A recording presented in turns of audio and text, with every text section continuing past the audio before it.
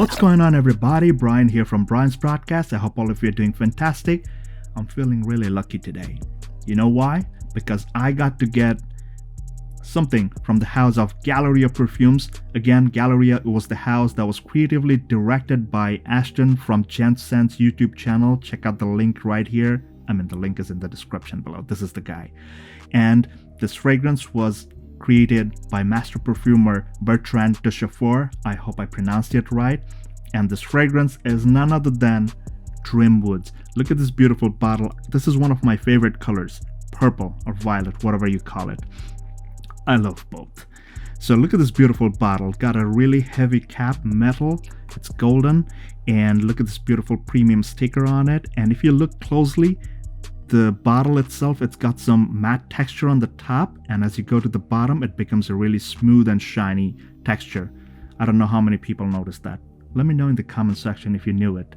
So this is the beautiful bottle. It's cylindrical, fantastic. Let me quickly show you the presentation on the box for those of you who missed out on the sale, because if you did not know, Galleria Perfumes closed down. They sold out everything because they were shutting down, and they just sold out everything. So this is the beautiful box, golden and black. That's about it. And you get a beautiful box where, the texture looks like leather or like fox leather, which it is not. It's just simply cardboard. And on the back, it's golden. And once you open this thing, there's a satin kind of cloth or something. The bottle sits right inside. And in case you guys did not know, this is a bottle of Navitus perfume. I have reviewed this one. You can go ahead and check it out. They are both made by the same company. So Navitus and Galleria, they're at the same house. It's just different brand names. So guys, you also get a little postcard or, like a little intro card inside. And all the notes and everything is written right here. I'm gonna read out the notes very quickly, and then I'm gonna get back to you with the fragrance. So on the top, you get Italian grapefruit, Sicilian bergamot, Indian cedarwood leaves, Guatemalan cardamom, juniper berry, and ginger. On the mids, you have French lavender, Spanish nutmeg, fig, driftwood, and quince. On the beige, you have Gaiac wood, Peru balsam, tonka bean, vanilla, ambergris, and Indonesian patchouli. Now, guys, moment of truth. This was definitely a blind buy, and I would say, upfront, one of the best blind buys I've done in a while. Now, talking about the fragrance, once you spray it, I was really skeptical, like, oh god, I spent quite an amount. How much did I spend? These bottles are priced well above $200. Because they were closing down, they sold it out for $51 only. 51 US dollars. So this is a win. Talk about the fragrance. It opens up really bright, fruity, citrusy, and uplifting. It's a fantastic feeling. Like, it's been a while that I've smelled anything so beautiful. There's this beautiful fizzy feeling that's coming from the ginger, and there's a kind of warmth to it. Definitely it's coming from the ginger itself. The cardamom gives it that sexy, spicy mildness, and the bergamot and the grapefruit right here, they are acting like one of the best combinations I've smelled in a while. Fantastic and beautifully done. Now guys, the juniper berry gives it that interesting feel, gives it that slightly spicy, woody smell to it, and there's this kind of like a gin and tonic vibe. So already, you get that fizzy vibe from the ginger, you get that spiciness, slight hint of spiciness from the juniper berry, and there's kind of like a dryness to it, and at the same time, you do get a mouth-watering, juicy kind of citrus opening, which is very bright, very pleasant, very uplifting. There's a lot going on in here, I'm telling you. As this fragrance starts drying down, I can tell you one thing, like, you actually feel this thing drying down. It's so smooth, so beautifully done. You get this beautiful mix of lavender and fig. Now, fig and lavender, again, lavender, I personally find it a bit challenging to wear fragrances that have a lavender dominant note, but over here the lavender is not one of those barbershop or old school kind of smell. It's very nice, gives you that tad bit spicy, herbaceous feel. The fig in here is very, very creamy and very nice. I absolutely loved it. The nutmeg and the driftwood gives it that depth and dry woodiness. The quince here gives you that tarty, sour, fruity vibe. And this is where things start to get really interesting, because in the mids, as the fragrance starts drying down, this is where the sweetness slowly starts to pop up. Now this is where I want to stop and take a moment to say, somebody in one of my posts told me that there's a vibe of Ultramal in here from Jean Paul Gaultier Ultramal, and I know exactly what he was talking about. There's a vibe, not a similarity. Some people get confused, but again, this is only a vibe, like kind of like a bubblegummy sweet kind of vibe, and this is exactly what's happening right here. You catch a vibe of that, but it's totally different. It's a beautiful, beautiful dry down.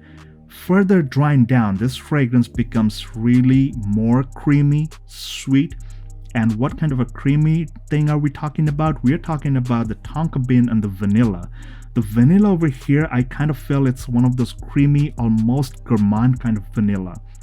Tonka bean gives you that sweetness. The vanilla is a creamy, almost gourmand kind of vanilla, not the dry one. And then the Gaiac wood, again, Gaiac wood is something that has a sweet, woody tone to it, like a dark, sweet, woody vibe. The Peru balsam gives you that herbaceous, earthy kind of feel. Patchouli. The patchouli over here, I found out, like I sensed that it gives you that kind of like a forest, like if you walk into a forest, just like this picture, like the further deep inside you go, you're stepping on the ground and everything, like you're crushing all the leaves, the moss and everything. You get that kind of like an earthy, like wet earth kind of vibe, but not in a bad way, in a very nice way. Has this darkness to it, but it's very mild, very smooth, and it's fantastic. The ambergris steals this show for me.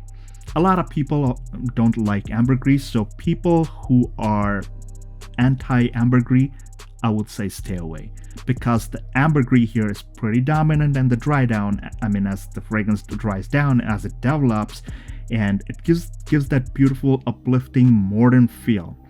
Beautifully done, and especially loved by anybody who loves ambergris in fragrances. I love it. That's why I enjoyed it. Really, really enjoyed it. Thoroughly enjoyed it. Now, this fragrance sums up to something really uplifting, citrusy, fruity opening, has the sourness, tartness, dries down, something dry, beautiful, smooth, creamy, tarty, sour, dryness, woodiness starts, and then there's this beautiful vanilla sweetness with this earthy, woody ending. Fantastic creation.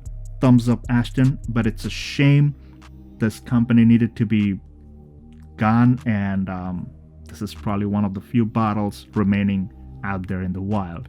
Now guys, talking about performance, I found this fragrance is not a huge or loud projector. I would say for the first hour and a half, it projects like slightly more than an arm's length. It does not scream, but it does tell everybody around that yes, I'm present. Talking about longevity, I found this to be a very good performer. So this fragrance on me lasted like 7.5 to 8 hours, and I went with like 7 to 8 sprays, lasted through the entire workday, and this was enough for me. I don't expect too much from this one, because considering the kind of notes in here, there's a lot of fresh notes going on in this fragrance, and as you know, freshes do not last for too long. So guys, summing it all up, is it worth the $51? I mean, was it worth the $51? Hell yeah. Those of you missed it, bad luck. If you do find a decant or a partial of Dream Woods, should you get it? Why not? It's a fantastic, fantastic fragrance. When should you wear it? I would say this is more suitable for fall to late fall and then into winter, because I'm pretty sure this fragrance is gonna give me a fantastic vibe in the winter time, and I really love fresh kind of fragrances in winter. Let me know in the comment section, guys, if you own this fragrance. What are your thoughts? Do you own something else? Because I just could not get hold of anything else. Everything else was sold out. Unlucky me, but unlucky you too. Those of you missed it. Haha. But anyways, jokes aside, thank you for staying on my channel. Do remember to hit that thumbs up button. Make sure you're subscribed. Stay tuned for more videos and cool reviews. Until the next video, guys, please take care, stay safe, and all the best.